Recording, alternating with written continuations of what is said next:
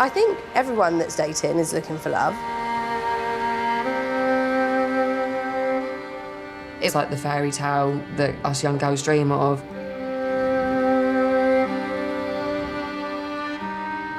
He had a nice house,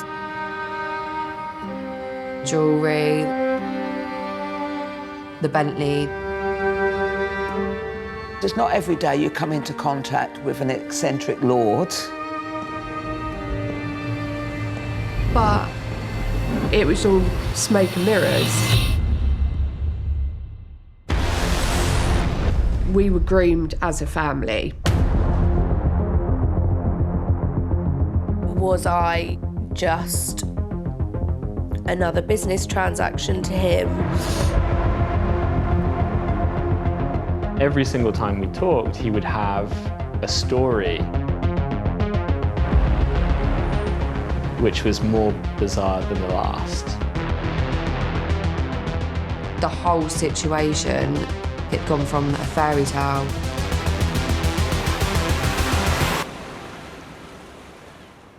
to a horror.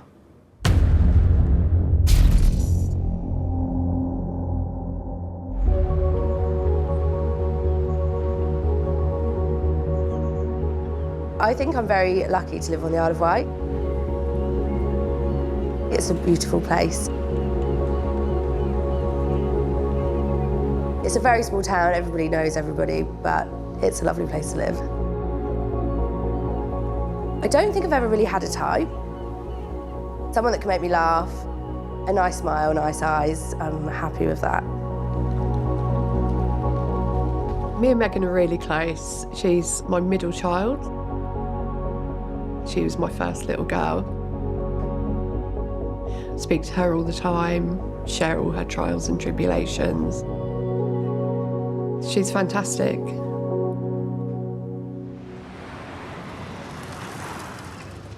Back in 2017, I was approached and asked if I wanted to open up a bar. I'd been in managing roles in restaurants before, but this was a new opportunity.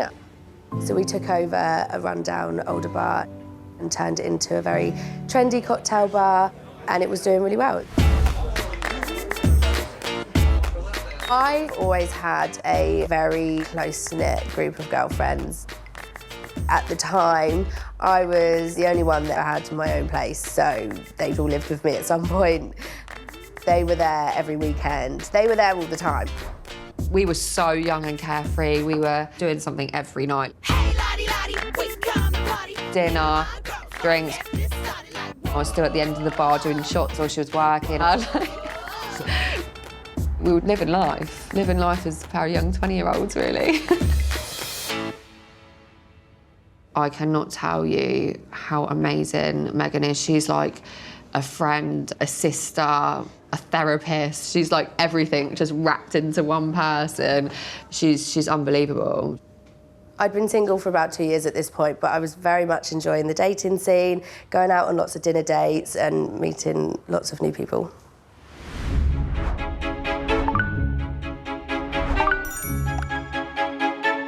Megan was a serial dater. But I was fully for supporting her.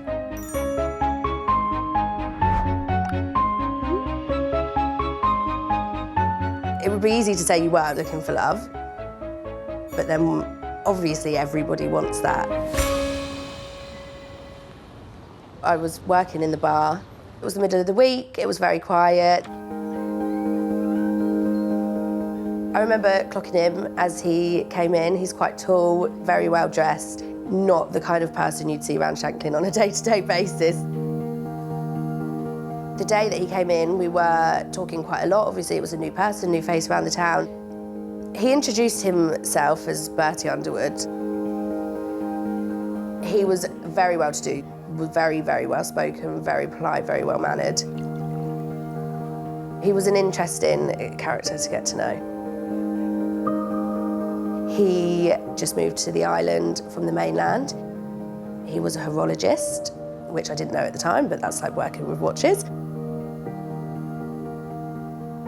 He'd just bought this house with a sea view. He did stick out like a sore thumb on the Isle of Wight, absolutely. Everybody within a few months, weeks, knew who he was. I first heard about Bertie when a massive bunch of flowers randomly arrived at the bar. There was a note saying, "It was lovely to meet you. Be ready for 7 p.m. tonight. I'm taking you on a date." It definitely did feel like, you know, what they do in the movies. Meghan was just bouncing off the walls. It's so unheard of nowadays. People just send you a text and they want to go for a date. The girls came over to my flat to help me get ready. And then he picked me up from outside the bar at about 7. From the start, there was like a big initial attraction. We went to the Royal in Ventnor, the nicest place you could go for dinner. I was only 20 at the time, never quite had that treatment before. It definitely was a lot nicer than a lot of other first dates.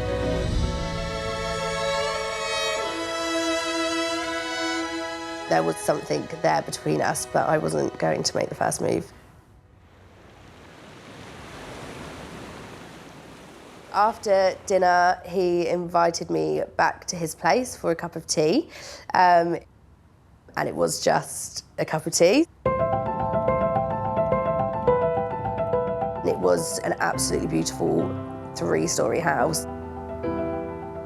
There was beautiful paintings on the wall, lots of stories about how he'd bought it at auction, was really run down, and he had lots of stories about where everything had come from and the whole timeline on how he'd renovated the place.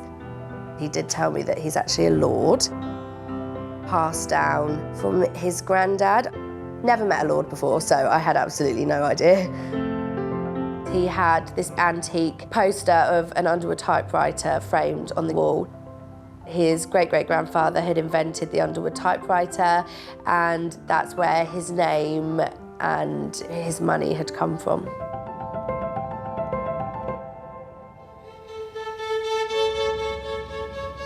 He dropped me back home to my flat after the tea.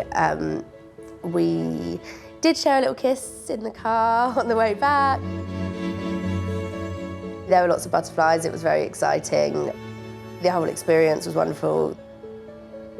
It was one of the best first dates that I've ever had. I was like a giddy child.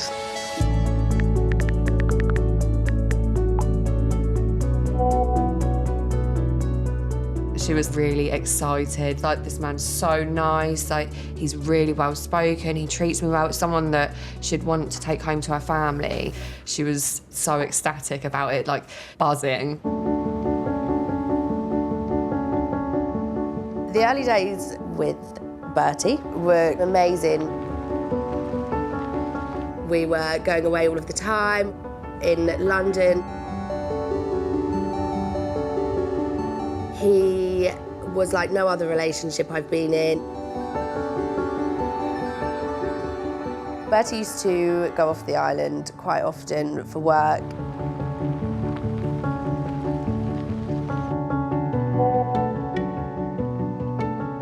He did always used to bring gifts back, which was very nice. Perfume, clothes, shoes, lots of Harrod gift bags over the time. Even when it was sad that he'd have to go away for work, he would always make up for it with coming back with gifts. He bought me a car. Honestly, never thought that I would have a car like that. It was the dream. Driving around in nice cars, wearing the beautiful jewellery. It's like, baby, you've got it all.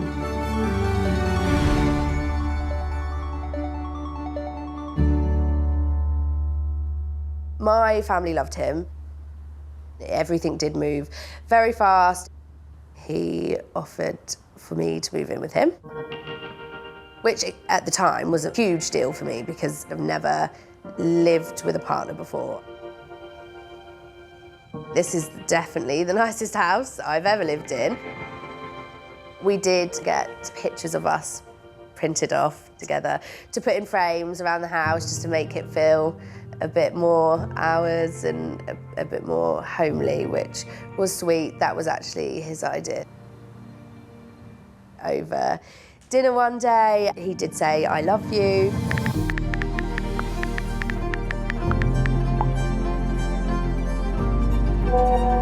I felt on top of the world. I think I obviously knew long before he'd actually told me that I did love him. But yeah, it all just happened quite naturally.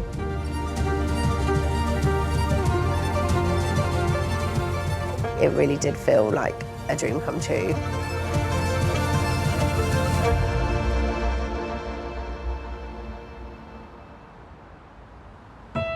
In 2016, I was living in Hastings. I'm always happy. I was going out, enjoying life, and I was at work at the supermarket. This guy comes over to me and said to me, "Hi, my name's Robert, and how are you, Mike?" He had a posh-spoken voice. He was smart, casually dressed. I said, "Who are you?" type of thing, and then he said, "Well, we've been chatting on Grindr, been passing photos and getting friendly and all that sort of thing." And we became friends. I hadn't got a clue he's a fraudster. Me and Bertie went out a couple of times, went to a pub once, and then on another occasion we went to Brighton. We were looking in art galleries and he was spending money on quite expensive stuff, lots of money. It was like living the high life. He told me he was a lord because of the way he dressed, his mannerism, the little bits of eccentricity and all that. It's not every day you come into contact with an eccentric lord. We knew each other's ins and outs as such as friends, and I'd been to his flat, he'd cooked me dinner, and we'd gone out socially and all that. And one particular occasion, we were having a few drinks and just having a laugh and a joke. He said to me, "I've got a friend who was coming with me on holiday to Venice, who can't come." He said, "But the ticket's all bought and paid for." So he said, "This is a bit presumptuous of me." He said, "Would you like to come?"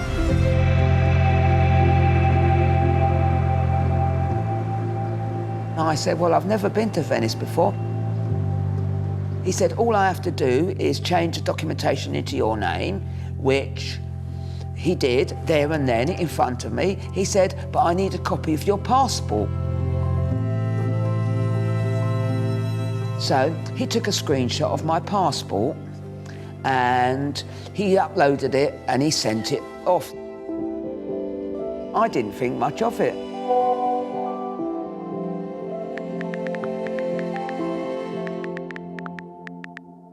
On another visit, he said to me, "Oh, I've got a problem. My eBay account has just been frozen." He said, "Would you consider selling something on my behalf?" And he said he needed to sell a Rolex watch. So I agreed. He sold this watch through my eBay account. Everything was hunky-dory.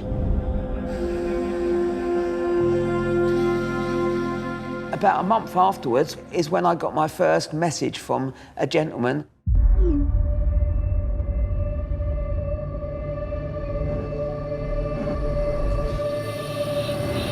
All shit hit the fan.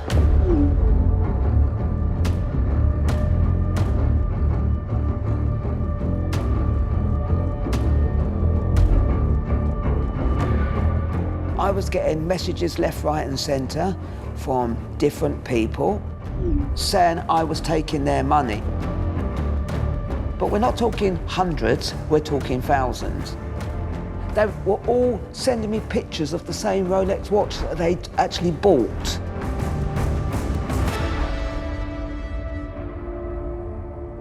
When I realised, I contacted eBay and said what was happening. The start of the scam was he needed a document to prove who I was. He used my screenshot of my passport to then send to everyone to prove that I was a genuine person.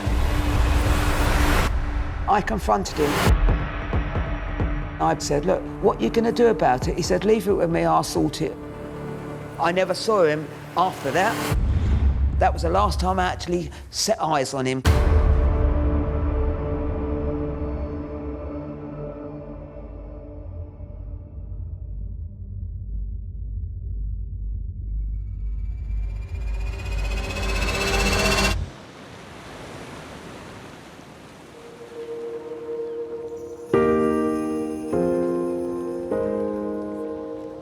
This was the most fast-paced relationship I'd ever been in. Our first Christmas together, we were just sat on the sofa, having a drink. He turned around and said he had one more present left for me and pulled out this very nice red Cartier bag, got down on one knee and asked me to marry him.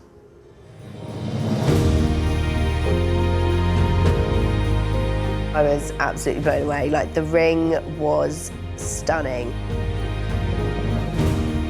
It was impressive, I'm not gonna lie.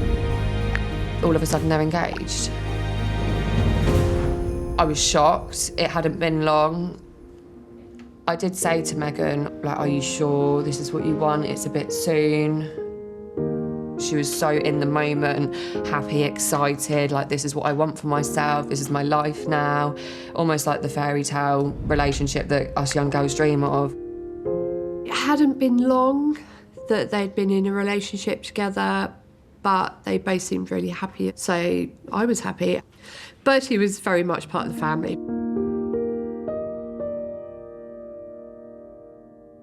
We did get planning straight away. It was most definitely a no-expense-spared wedding. I think to myself, is this what it's like marrying a lord? Bertie used to say often, you know, that I would gain a title for marrying him. It was quite a surreal experience. I wanted to show off our relationship and what we were doing and all these amazing places we were going and my handsome boyfriend. Like, why would I not want to show him off? But Bertie did not allow me to post any photos of him on social media. And I said, well, why am I not allowed to post you on social media? He completely lost his head.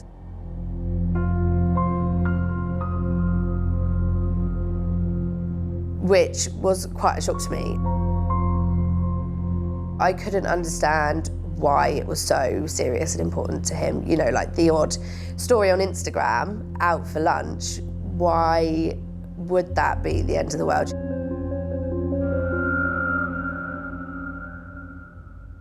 As Megan's and Bertie's relationship started to develop, it was so noticeable how less and less in communication me and Megan were. Our friendship definitely changed at this point.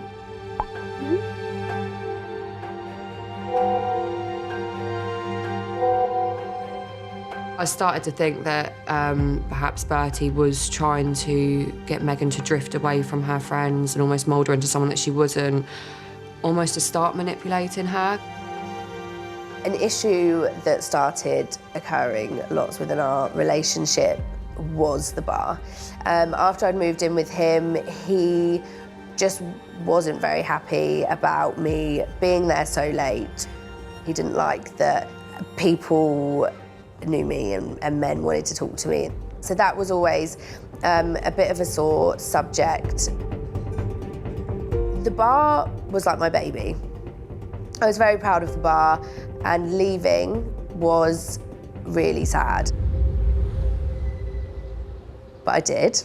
And went to work for him. That did ring alarm bells. It made me feel quite uncomfortable because she would then be completely dependent on Bertie financially as well as everything else. I used to take photos of the watches and I used to upload them. And I used to send emails and make all the social media content.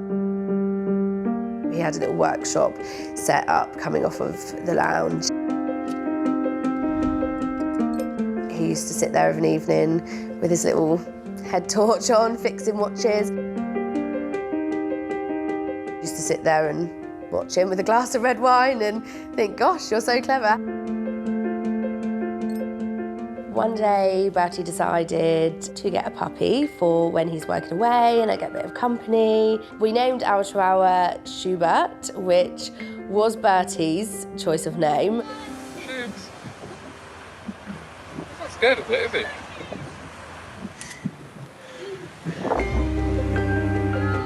He was very, very cute, a little bit naughty, spent the whole of his life sat on my chest, curled up, but he was, yeah, like the most perfect little puppy. We were like this little family. It was amazing. Bertie had a friend called Alex who I believe to be an artist at the time. He was living abroad. They would speak on the phone on quite a regular basis.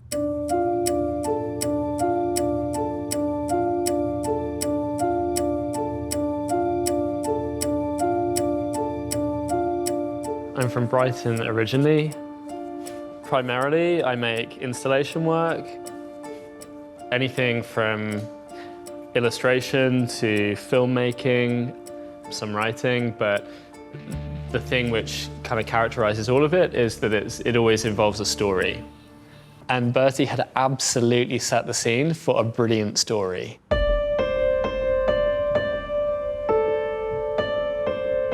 In the winter of 2016, I was living in Korea.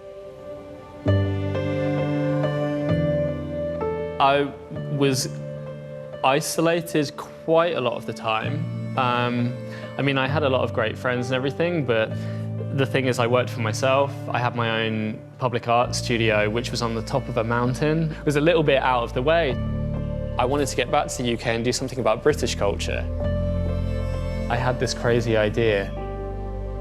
I went on Craigslist back when it still used to allow personal ads, and I basically just wrote a personal ad with pretty much a shopping list of all of the things that I would want in someone that I was going to date. And I just kind of shot it out into the ether, not really expecting anything to come back, if I'm honest. About a month later, I had this email which was answering the Craigslist ad.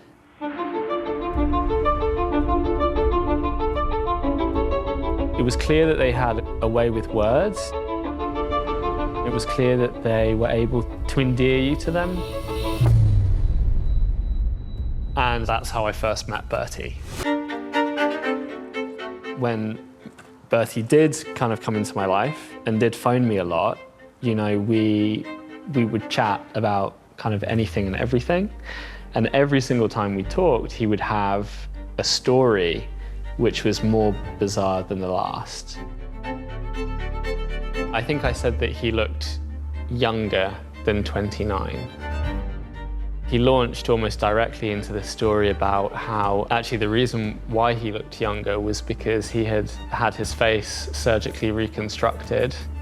He said it was because his ex-boyfriend had locked him in their apartment and tried to kill him, basically.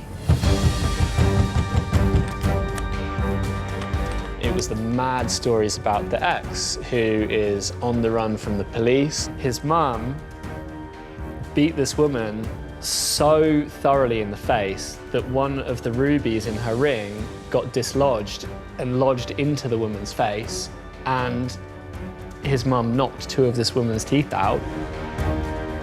His stories were very entertaining, but they were also very dark. There were a lot of discussions about what we would want in a relationship.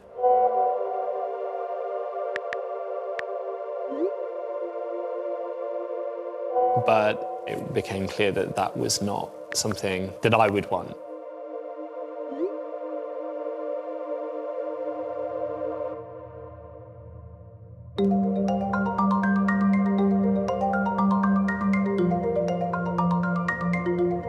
I arrived back, jet-lagged, then he kind of steps up contact a little bit and he's asking, okay, well, let's go out and have a pint. We were walking up the hill and there's this Bentley. He said, yep, this is my car. So then I was like, okay, wow. And then he turned to me and he said, I'm an Earl. Then we went to the next bar and that's when he started talking about his bodyguard and his driver. We've got the Bentley, we've got the posh clothes, we've got the accent, and now we've got a driver and a bodyguard. So at this point, you know, all the things are stacking up.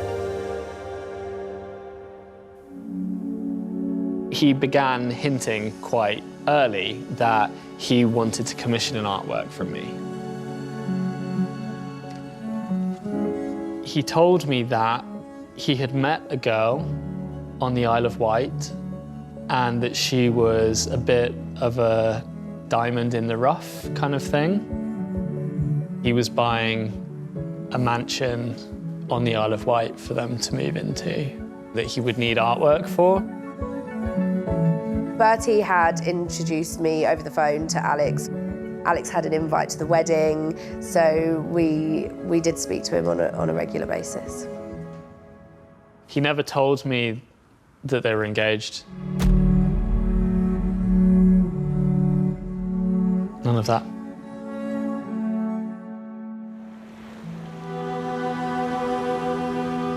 Bertie decided that he wanted to get married and have everything at Osborne House. You know, we went there for a few meetings, we had everything set in stone, we had the date, wedding planning was in full swing. Beautiful. It was quite emotional to see Meghan in a wedding dress. You bring your daughter up from a baby and all of a sudden they're a grown woman in a wedding shop. One of the most powerful things that Bertie did to convince you was he would answer the phone in front of you, talking to someone else who would corroborate the stories that he was giving you. He used to answer the phone to his dad all the time. And I could hear the conversations between him and his dad, and they were talking about him being an Earl and his duties as an Earl. Those were the things which really made his story believable, because he can tell me whatever he wants, that's fine. But to get other people involved in telling me the same thing, that's much more difficult to do. My friendship with Bertie started to take a sinister turn. He wanted me to doctor bank statements, passports. I told him no. So he became more and more distant until eventually he just disappeared. I still wanted to know who he was and what he was. He used to pretend that he knew people that I knew.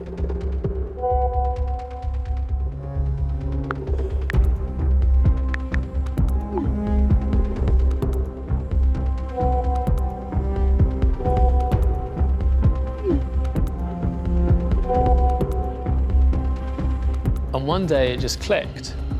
I could get in contact with this person that he said that he knew, just to see if he did or not. So I phoned up this person and I said to him, look, this is gonna sound really weird, but I met this guy in Brighton and he told me that he was an Earl. And then the phone went really quiet. And this guy, this police officer, He said, Alex, this guy, he's really dangerous. And you need to get as far away from him as you can.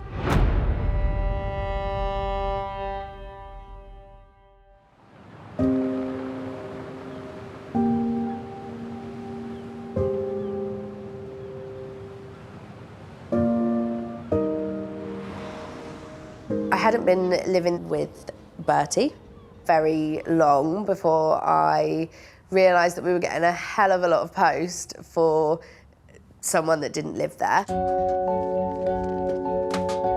There was post every day for this person. I mentioned it lots of times to Bertie. I didn't get any answers from him. So, being curious, I did decide to maybe do some digging. I don't know. I felt like I needed to try and get an understanding of what was happening. So I went into his office.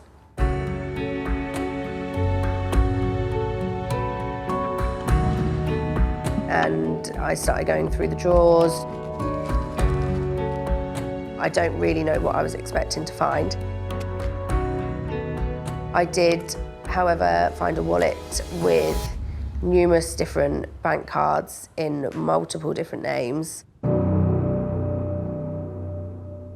None of which in this wallet were Bertie Underwood. I did ask Bertie about these cards. His attitude changed instantly. He shut it down quite quickly, got very defensive and irate. My heart was racing, my palms were sweaty. It's definitely when I started questioning everything. I spoke to her on the phone. I was like, just get out of there, come here, let's regroup, let's get you sorted, and we'll talk about it. Something wasn't right, so we done what anyone would do and started Googling the names from the bank cards and the letters that were arriving to the house from the old tenants. Honestly, I was shocked. His mugshot came up everywhere. He was on multiple news articles, wanted pages for jewellers, warning you against this con man. He'd conned Bentley dealers. He conned Harrods for £500,000, just absolutely insane. If he's capable of doing that, what could he have possibly done to me? I instantly felt sick. This guy from a council estate in Hastings, he's been pretending to be a member of nobility by putting on an accent and wearing certain clothes and robbing a bank. My stomach just dropped. This was the man that my daughter was going to marry. He duped all of us. We were groomed as a family. Then the letters started to arrive. Credit cards and loans in Megan's name that she knew absolutely nothing about. And they just kept coming and coming and coming. Between different credit cards, a car, phone bills, business accounts, business credit cards, he'd taken out all of these things in my name without me knowing.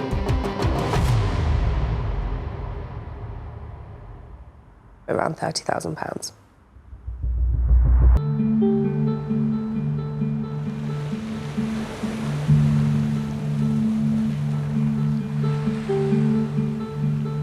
We went to the police and went to action fraud. Unfortunately, there wasn't really a great deal that they could do. Lots of things like the car and the phone and some other bits and bobs were seen as domestic issues rather than fraudulent issues because we were in a relationship. So I just had to bite the bullet and start paying off the debt.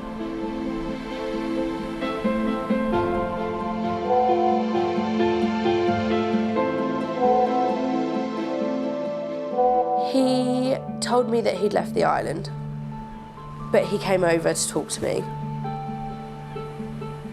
Told me that he did love me and that it was different and that he didn't mean to take anything this far.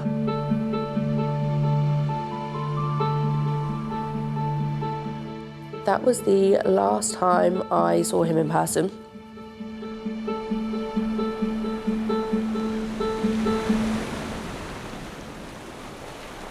I did say to Mum, whatever he has done, we have the engagement ring. We'll be fine, like, we'll sell the ring, we'll clear it. That should cover it. We'll do this, we'll get it valued, we'll find the best way of selling it, and we'll start clearing these debts. We took them to a jewellers in Ryde, tested them, and they were all fake.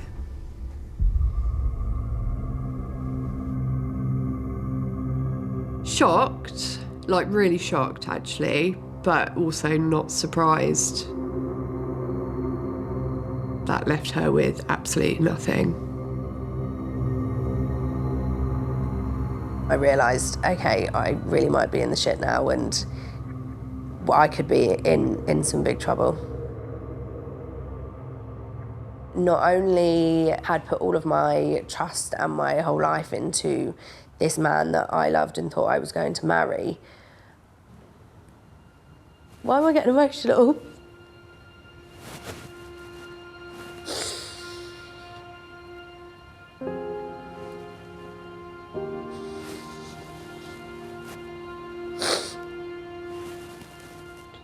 I think maybe just going over it all again. Like it was a pretty crazy experience.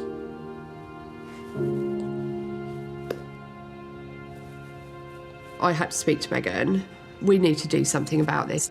Let's tell the story and let's get his face out there. Basically, if I could make his life uncomfortable for 1 second, it was all going to be worth it.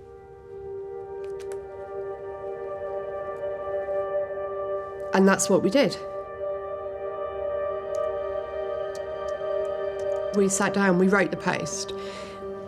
We read it through together and I posted it. And I posted it in as many places as I possibly could. And before I knew it, people started sharing it. It had 500 shares and 1,000 shares, 2,000 shares, and it just escalated. I had message after message after message. I came across this post and I just remember it detailing all of these horrible things that Bertie had done. And it wasn't just that, there were all of these comments from other people who had also had things stolen and damaged and had their lives really hurt by Bertie. One of my colleagues, she said, "Mike, I think you need to read this." Some of these people, he duped into getting their private bank accounts. He got into having their bank cards. And that really set me off to think that he'd actually got to people, some people sexually through Grindr and social sites. I reached out to some of these people.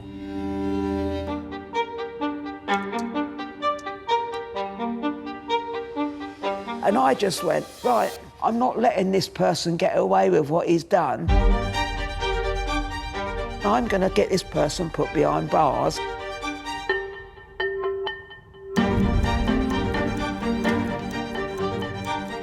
I had multiple men contact me on Facebook to tell me that they had been sleeping with him.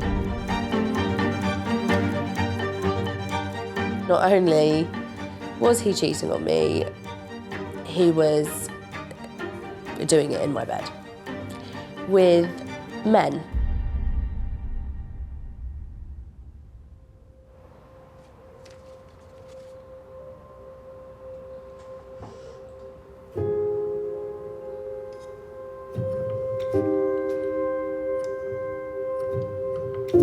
This whole person that was my world was never a real person.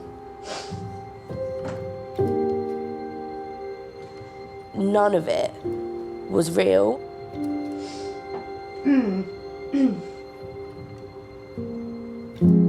It really broke my heart to see her that upset. She changed her whole world for this man.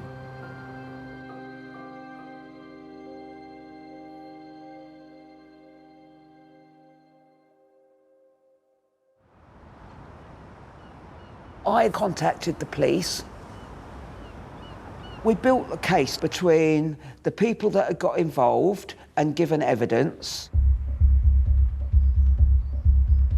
There was enough evidence to take it via a jury.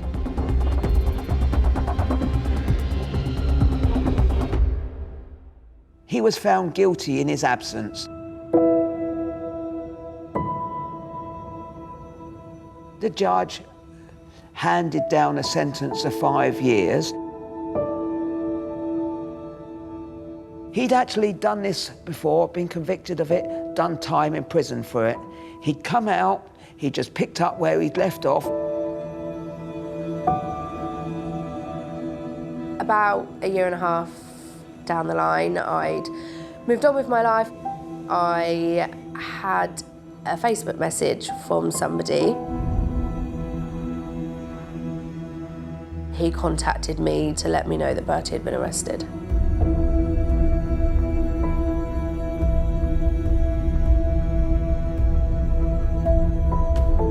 Something that has disturbed me ever since was that Bertie was using my career and my website to corroborate the stories he was making up with new people that he was meeting. That's the cleverest thing that he was able to do, to manipulate other people to tell his story so that he didn't have to. And when you're hearing it from a third party, it's more convincing.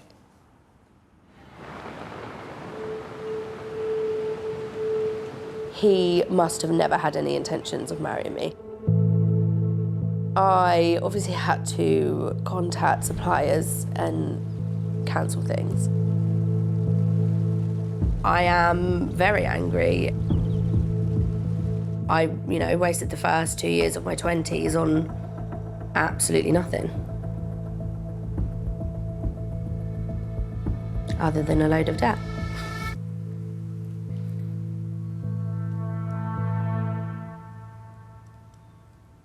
Once Megan found out about all of this debt, she worked her arse off to clear it.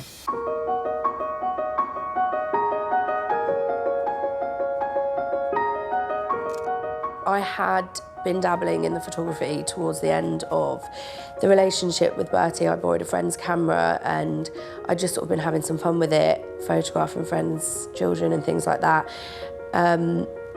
Completely unintentionally, it just happened to turn into a business.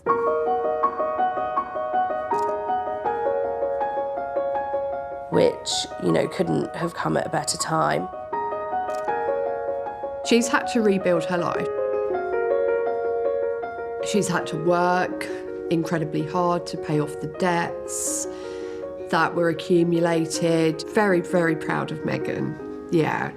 I'm very excited for her future as well.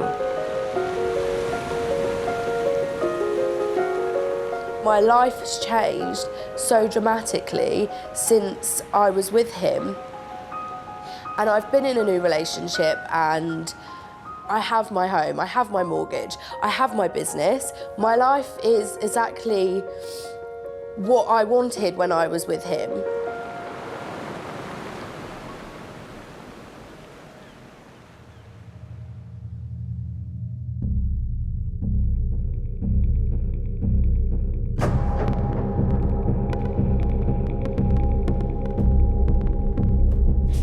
He had walked out of an open prison where he was serving his sentence.